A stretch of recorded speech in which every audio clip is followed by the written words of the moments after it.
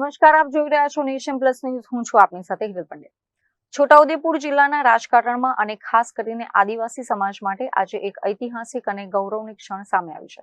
ભારતીય જનતા પાર્ટીએ આગામી રાજ્યસભાની ચૂંટણી માટે પોતાના ઉમેદવારોના નામની જાહેરાત કરી દીધી છે, જેમાં ભાજપે એક સામાન્ય અને પાયાના કાર્યકરની કદર કરીને છોટાઉદેપુર જિલ્લાના કવાંટના વતની મુકેશ રાઠવાને રાજ્યસભાના ઉમેદવાર બનાવ્યા છે. ભારતીય જનતા પાર્ટીમાં સંગઠન અને પક્ષ પ્રત્યેની વફાદારીની હંમેશા કદર થાય છે.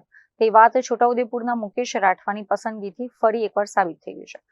ભાજપ સંગઠનમાં લાંબા સમયથી પડદા પાછળ રહીને ખંતપૂર્વક કામ કરતા કવાંટના મુકેશ રાઠવાના નામની જેવી જ રાજ્યસભા માટે જાહેરાત થઈ કે તરત જ સમગ્ર છોટાઉદેપુર જિલ્લામાં દિવાળી જેવો માહોલ સર્જાયો હતો.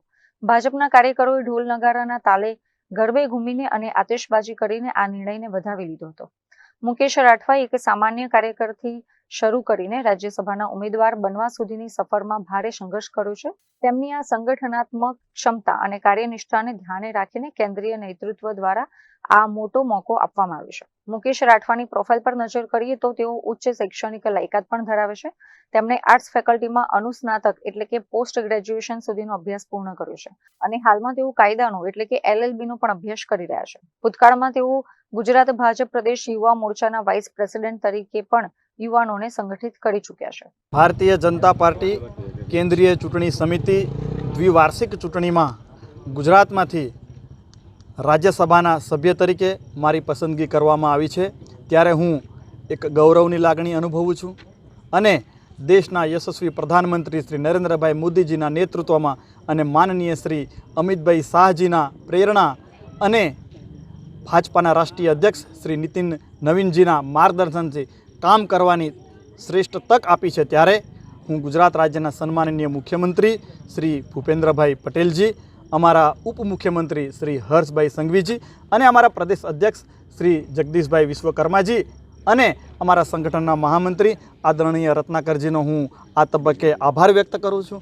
અને જેમણે મને આ ભારતીય NDAની સરકારમાં મને સંસદમાં કામ કરવાની આ નાની ઉંમરે યુવા ઉંમરે તક આપી છે, વિશ્વાસ વ્યક્ત કર્યો છે, એ વિશ્વાસને પૂર્ણ કરવા માટે હું ખંતથી પરિશ્રમથી મહેનત કરીને એમાં હું ખરો ઉતરીશ એવો વિશ્વાસ વ્યક્ત કરું છું. ભારતીય જનતા પાર્ટીની સરકારમાં સમગ્ર ભારતીય જનતા પાર્ટીની સરકારનું એક મોટું વિઝન રહેલું છે.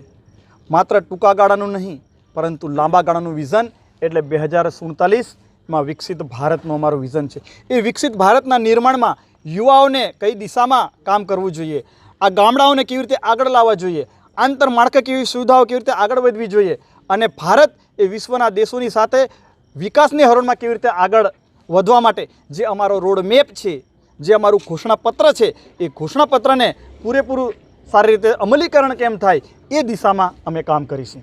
ગુજરાતના રાજકારણમાં આદિવાસી બાહુમૂલ્ય ધરાવતા છોટાઉદેપુર જિલ્લાનું પ્રતિનિધિત્વ દિલ્હીના સંસદ ભવનમાં પહોંચવું એ ખૂબ જ મહત્વનું માનવામાં આવે છે. વિશ્લેષકોના મતે ભાજપની બહુમતી જોતા મુકેશ રાઠવાની જીત બિલકુલ પાક્કી છે. ત્યારે હવે સંસદ બંને ગૃહોમાં છોટાઉદેપુરના 2 નેતાઓની હાજરી રહેશે. સંગઠનમાંથી સીધા સંસદના ઉચ્ચ ગૃહમાં પહોંચીને મુકેશ રાઠવા છોટાઉદેપુર જિલ્લાના વિકાસ કાર્યો તેમજ આદિવાસી સમાજના પાયાના પ્રશ્નોને દિલ્હી દરબારમાં કેટલી અસરકારક રીતે રજૂ કરી શકે છે અને તેનો કેવો ઉકેલ લાવે છે તેના પર સૌની નજર મંડાયેલી છે. અમારા સમગ્ર છોટાઉદેપુર જિલ્લાના યુવાનોમાં ખૂબ લાગણી છે કે જે છોટાઉદેપુર જિલ્લાની યંગ બ્લડ જે આખા છોટાઉદેપુર જિલ્લા કે પછી તમામ ગામો જે આ આદિવાસી એરિયો છે જેમાં બધી જગ્યાએ ફરે અને ઉત્સાહથી ફરવા, એના માટે અમારા યુવાનો ખૂબ લાગણીનો અનુભવ છે. અમે બધા ખુશ છીએ. અમારા યુવા મોરચાની ટીમથી માંડીને સંગઠનથી માંડીને તમામ લોકો હમણાં હાજર છે અને આખો જિલ્લો તમામ લોકો અમે ખુશ છીએ.